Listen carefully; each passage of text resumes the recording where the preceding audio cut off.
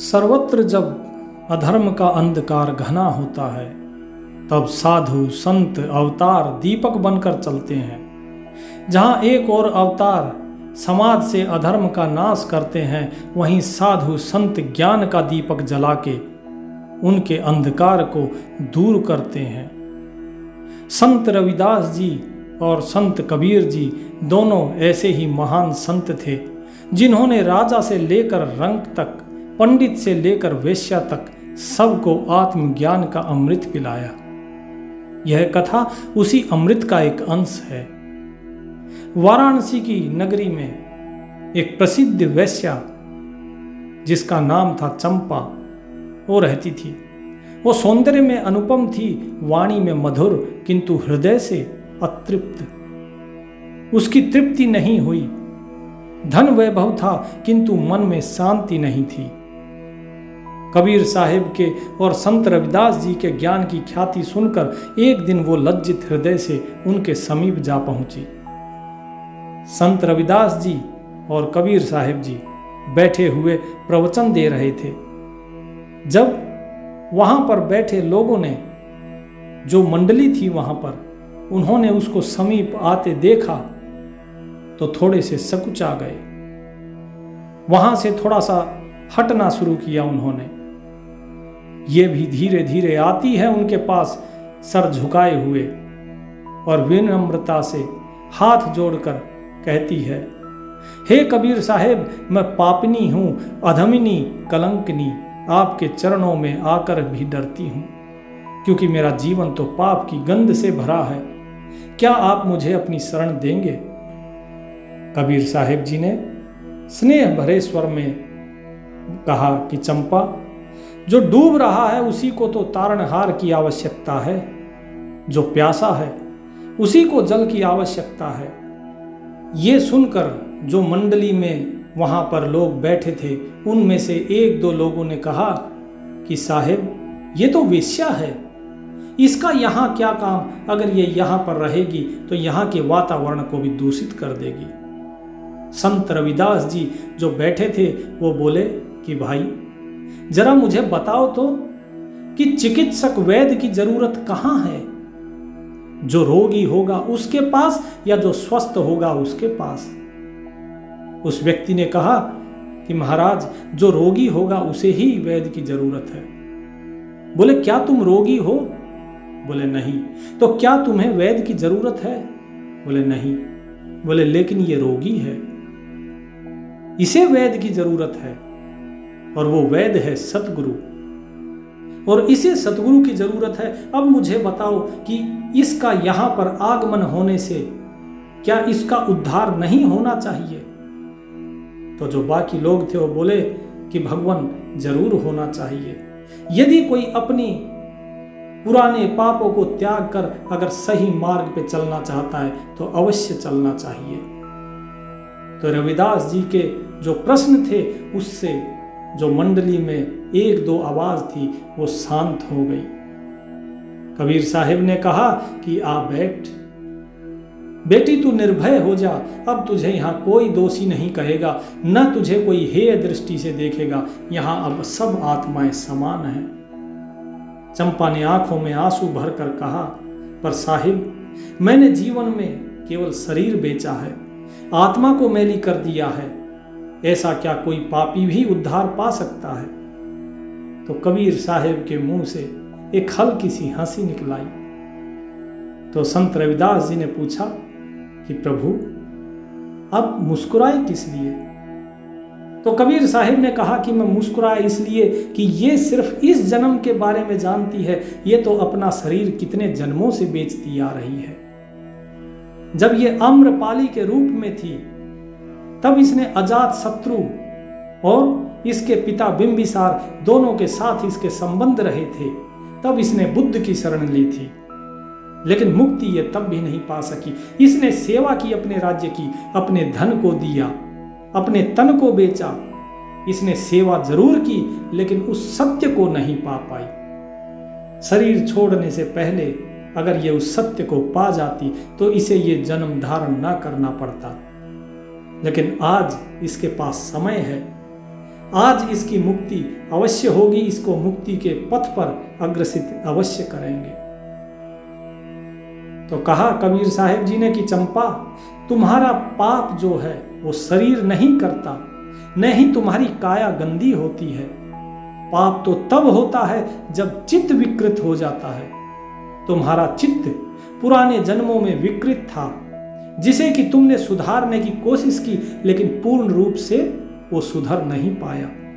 इसीलिए तुम्हें इस जन्म में फिर से वेश्या का जन्म धारण करना पड़ा, और तुम्हारा चित्त जो कि पिछले जन्मों में केवल कुछ ही विकृति उसके अंदर रह गई थी, अब वो विकृति दूर करने का समय आ गया है।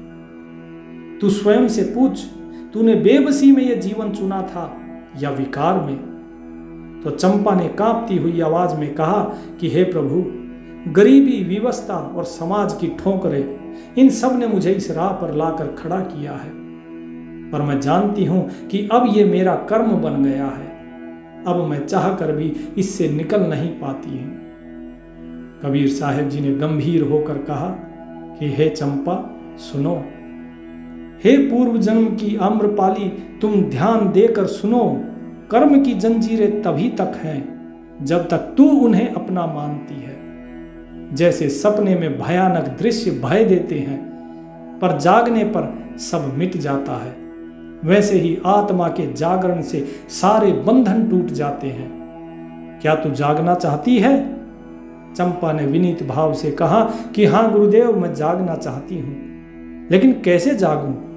मुझे तो जागने का कुछ उपाय सूझता नहीं। यह चित्त इतना गंदा हो चुका है कि इसमें शुद्धि का दीप कैसे जलेगा? कबीर साहब मुस्कुराते हुए कहा, दीप जलाने के लिए अंधकार से युद्ध नहीं करना पड़ता, बस एक दीपक जलाना होता है। तुम अंधकार से कब तक युद्ध करोगे? केवल एक दीप जलाओ और उस दीप के प्रकाश से अंधकार स्वयं ही दूर हो जाएगा। तू बस अपने भीतर प्रेम का, भक्ति का, आत्मा का दीप जला, बाकी सब अंधकार स्वयं भाग जाएगा। चंपा ने कहा कि गुरुदेव, जब मैं अपने को देखती हूं तो मुझे घृणा होती है, इतनी गहरी घृणा कि कभी कभी मृत्यु की कामना होती है। क्या मृत्यु से मुक्ति संभव है? कबीर जी ने सहानुभूति से कहा कि नहीं चंपा, मृत्यु से नहीं, जीवन से ही मुक्ति संभव है। मृत्यु के बाद किसी को मुक्ति नहीं मिलती। अवधू जीवत में कर आशा, मुए मुक्ति कहे स्वार्थी, झूठा जग विश्वासा। कि जीते जी ही मुक्ति की आशा करो। जो लोग कहते हैं कि मरने के बाद मुक्ति मिलेगी, वो गुरु स्वार्थी है। सच्चा गुरु तो वही है जो जीते जी ही मुक्ति दिला दे। मृत्यु से नहीं, जीवन से मुक्ति मिल रही है। मृत्यु से तो केवल देह बदलती है, चित्त तो वही बना रहता है। क्या जब तुम आम्रपाली के शरीर को तुमने त्यागा, क्या उस समय तुम्हारी मृत्यु नहीं हुई थी? तो क्या तुम्हारी मुक्ति हुई? नहीं हुई। तुमने केवल देह बदल ली। उस देह से तुमने पशु की योनि धरी, पशु से तुमने वृक्ष की योनि धरी, और वृक्ष की योनि से अब तुम फिर से जो है मनुष्य देह धारण करी है तुमने, और फिर से वही वेश्या का ही जो तुम्हारा पहले आचरण था वही आचरण अभी भी रहा, क्योंकि तुम्हारा चित्त उस समय जो था वही चित्त अभी भी रहा। जीवन में जागकर, आत्मा का दीप जलाकर और ज्ञान का रस पीकर मुक्ति पाई जाती है, अन्यथा मुक्ति नहीं होती। चंपा रो पड़ी और कहा, हे दयालु, मुझ पर कृपा करो, मेरे भीतर इस दीप को प्रज्वलित करो। कबीर जी ने धैर्यपूर्वक समझाते हुए कहा कि सुन, मैं तुझे 4 वचन देता हूं, तू इन्हें जीवन बना ले अपना। जो भी व्यक्ति चाहे कितना अधम से अधम या पापी से पापी क्यों ना हो, यदि इन 4 वचनों का पालन कर ले तो उसकी मुक्ति स्वयं ही हो जाएगी। तो हाथ जोड़कर चंपा ने कहा कि बताइए प्रभु, क्या करना है, कहिए। तो कबीर जी ने कहा, सबसे पहला वचन सत्य बोलना। तेरा मुख चाहे जितना सुंदर हो, यदि वचन झूठे हैं तो आत्मा कलुषित ही हो जाती है, ये आत्मा शुद्ध नहीं होती। सत्य वचन आत्मा को निर्मल करते हैं। इसीलिए सदा सत्य बोलना। इस सत्य के लिए तुझे जितना भी नुकसान उठाना पड़े उठाओ, लेकिन केवल सत्य बोलो। चंपा ने कहा, मैं प्रतिज्ञा करती हूं गुरुदेव, आज से केवल सत्य बोलूंगी, आज से नहीं बल्कि अभी से ही। कबीर जी ने कहा कि दूसरा वचन, प्रेम करना। विकार से प्रेम नहीं, विकारों से, देह से प्रेम नहीं, बल्कि स्वार्थहीन प्रेम। प्रत्येक प्राणी मात्र से, हर जीव जंतु से प्रेम करो। जो सामने वाले में ईश्वर का अंश देखे वही सच्चा प्रेम है। जो दूसरे को अलग देखता है, स्वयं को अलग देखता है, वो प्रेम नहीं है, वो तो स्वार्थ है। तो चंपा ने कहा कि गुरुदेव, ये भी मानती हूं, अब से मैं हर प्राणी में उस राम को देखूंगी और उसी से प्रेम करूंगी। कबीर जी ने कहा कि तीसरा वचन, सेवा करना।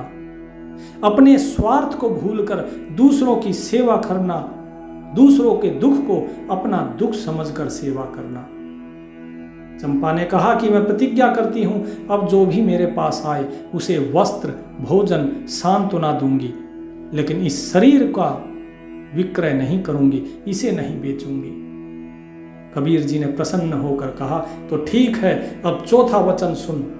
तुझे ध्यान करना है, तुझे उस राम का सुमिरन करना है। हर श्वास श्वास में केवल उसी का सुमिरन कर। तेरा ये मन इस मैल से दूर हो जाएगा। तेरे मन के अंदर जो मैल है वो इस नाम की अग्नि में जल के राख हो जाएगा। तो चंपा ने कहा कि गुरुदेव, आज आपने मुझे नया जन्म दिया है।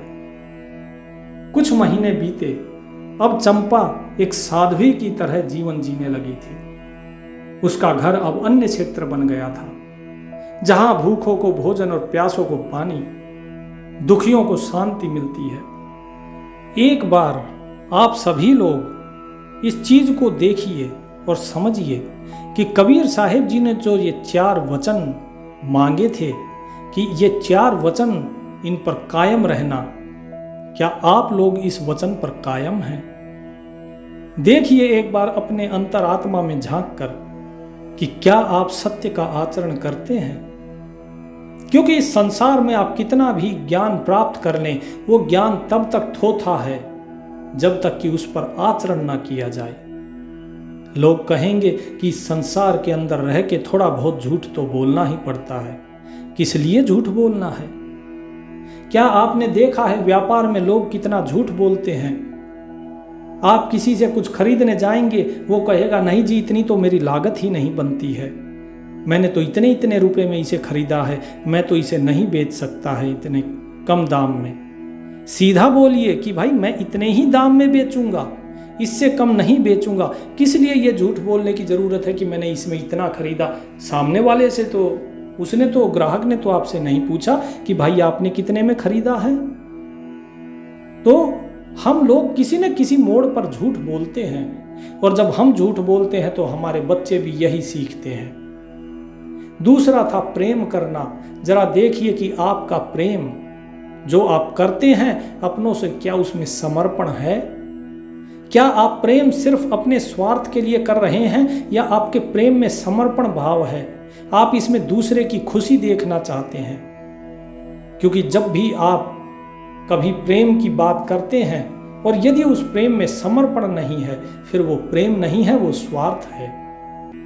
ऐसा प्रेम सच्चा प्रेम नहीं कहलाता। प्रेम में तो समर्पण होता है, प्रेम में बिना मोल बिका जाता है। मोल नहीं मांगा जाता कि यदि तुम मुझसे प्रेम करते हो तो मेरे लिए ये करो, नहीं। प्रेमी तो वो है जो सामने वाले के प्रेम में स्वयं को अर्पण कर दे कि ठीक है, अगर तुम्हें इसमें खुशी है तो ऐसा ही सही। और तीसरा वचन था कि सेवा करना। जैसे कि बार बार मैं आपको बोलता हूं कि अपने माता पिता की सेवा कीजिए। जिनके माता पिता नहीं हैं वो सेवा कीजिए। अनाथ आश्रमों में, वृद्धाश्रमों में जाकर उनका दुख बांटिए, उनके साथ कुछ समय बिताइए। जरूरी नहीं कि वहां पर आप जाकर किसी एक ही व्यक्ति के साथ बैठें। जो भी मिले, हर कोई दुखी है वहां, तो उनके साथ बैठिए, उनकी सेवा कीजिए।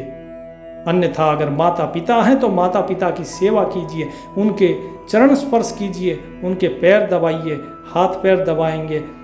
ये सारी चीज़ें आपको झुकना सिखाती हैं, और जब झुकेंगे तो आपका अहंकार धीरे धीरे खत्म होता चला जाएगा। लेकिन जो व्यक्ति सेवा नहीं कर सकता, जो व्यक्ति झुक नहीं सकता, उस व्यक्ति के अंदर अहंकार बना रहता है।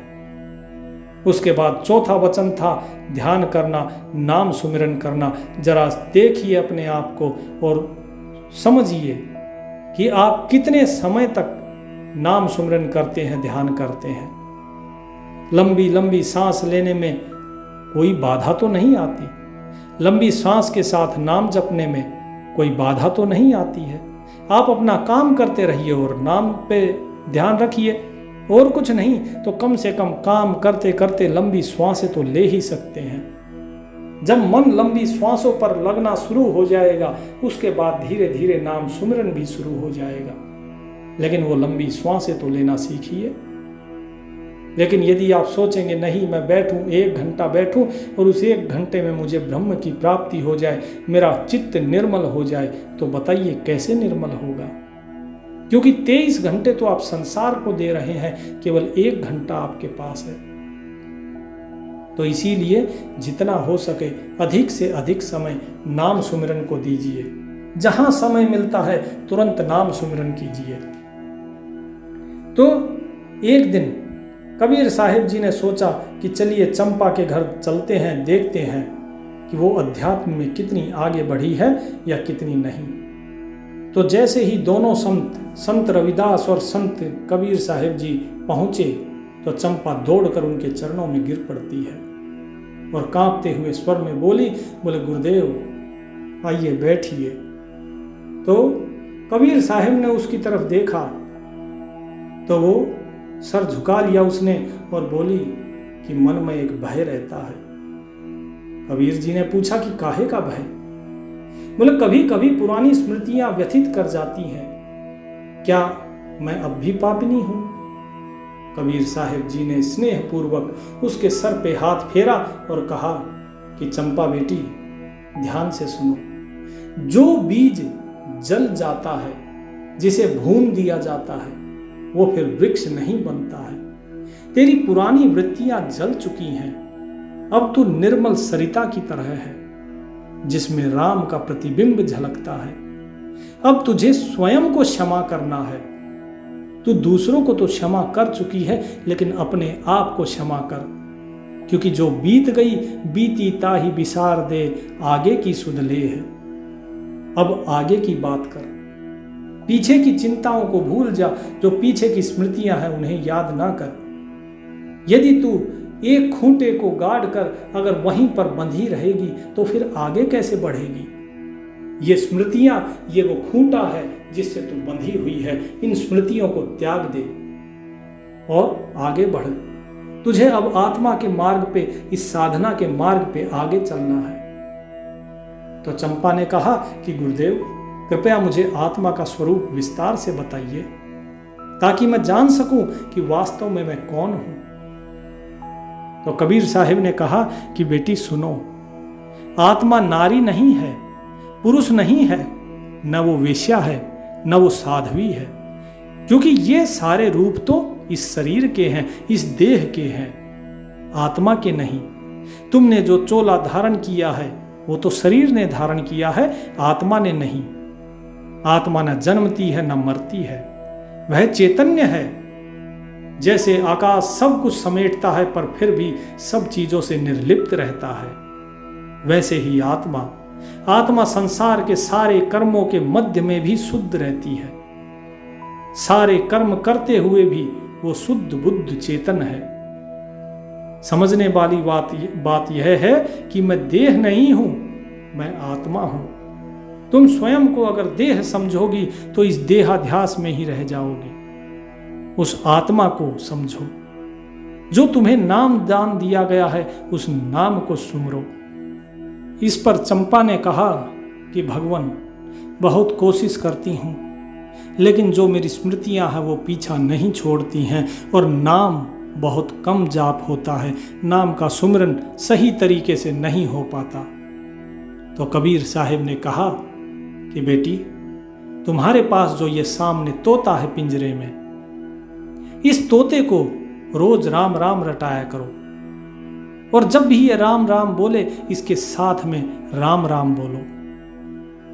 उसने तोते को लेकर आई कबीर साहिब के पास।